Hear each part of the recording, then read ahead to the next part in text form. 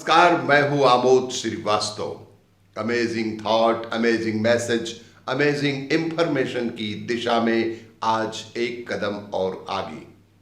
आज के इस दो चिंतन का विषय है मन स्वस्थ तो तन भी स्वस्थ, और दूसरा है शिष्य के लिए दिव्य आशीष।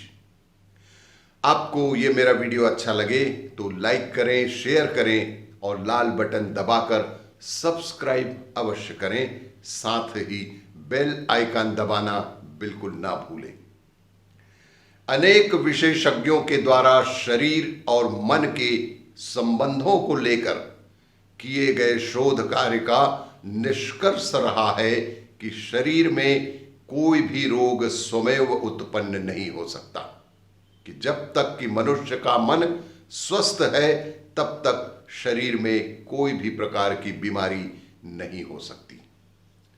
उन्होंने मन स्थिति और रोगों के बीच संबंधों को स्पष्ट करते हुए बताया था कि जैसे गठिया का मूल कारण ईर्ष्या है, इसी प्रकार जो व्यक्ति निराश हताशा में जीते हैं तथा सदैव दूसरों के छिद्रान्वेषण करते हैं, दोषारोपण के आदि होते हैं, वैसे ही पुरुष या स्त्री कैंसर जैसे घातक रोग के शिकार होते हैं।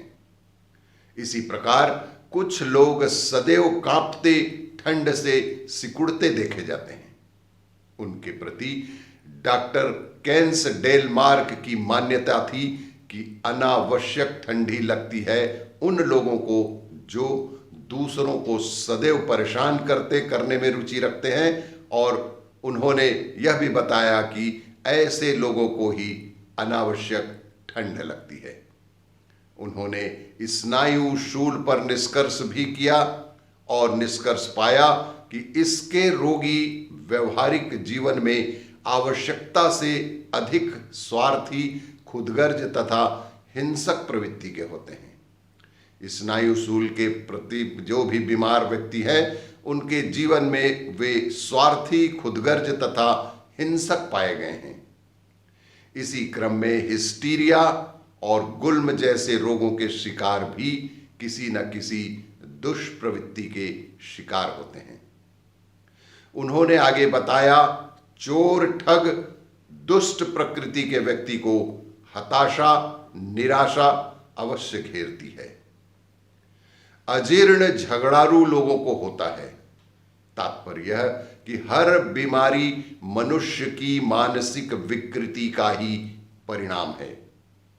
शरीर, मन एवं भावना को रोग शोक से मुक्त रखें और बुढ़ापे को आने से पहले ही रोक लें। माला हाथ में रहे ना रहे, पर मन में अच्छा संस्कार, अच्छे विचार, अच्छा संकल्प ही लेकर आने वाले समय को खुशहाल बना सकते हैं। क्योंकि मन यदि स्वस्थ रहेगा तभी तन भी स्वस्थ रहेगा। दूसरा चिंतन है शिष्य के लिए दिव्य आशीष। गुरु मंत्र का श्रद्धा, भक्ति और निष्ठा से जप करने से, सदगुरु की शिक्षाओं को जीवन में अपनाने से, सदगुरु की मानने से जीवन में पूर्णता आती है और गुरु तत्व पूर्णता पाता है। वास्तव में गुरु मंत्र सदगुरु का शिष्य के लिए एक दिव्य आशीष ही है। गुरु पर्व उस आशीष की अभिव्यक्ति है। गुरु मंत्र की प्राप्ति से शिष्य को यह ज्ञात होता है कि मेरा जन्म किस लिए हुआ, क्यों हुआ है, मुझे क्या करना चाहिए, मुझे क्या नहीं करना चाहिए, मेरे जीवन का उद्देश्य क्या है, मैं कौन हूं, किस लिए इस धरा पर आया हूं। ये समस्त प्रश्न और सभी के सार गर्भित उत्तर शिष्य को गुरु कृपा से ही मिलते हैं। सदगुरु के सानिध्य, सदगुरु की शरण और सदगुरु के द्वारा दिए हुए ज्ञान से शिष्य के जीवन के दोष, दुर्गुण, कष्ट, क्लेश दूर हो जाते हैं। उसके जीवन में सद्गुण और सदाचार का समावेश होता है। उसकी यश कीर्ति फैलने लगती है, उसकी गति ऊर्ध्व हो जाती है। अंततः वह साधारण से असाधारण बन जाता है। वह जीवन के झंझावातों, संघर्षों से जुड़कर परेशान नहीं होता है, अपितु उसे सफलता ही सफलता मिलती जाती है। वह हंसते मुस्कुराते सभी बाधाओं को पार कर जाता है। इस प्रकार शिष्य को जीवन जीने की सही कला मिल जाती है। गुरु हमारे जीवन का उद्गम स्थान है। गुरु हमारे जीवन का उद्गम स्थान है। वे मन को मनन की सत्ता देते हैं। गुरु हमारे मन को मनन की सत्ता देते हैं। गुरु वृद्ध बुद्धि को निर्णय की शक्ति देते हैं।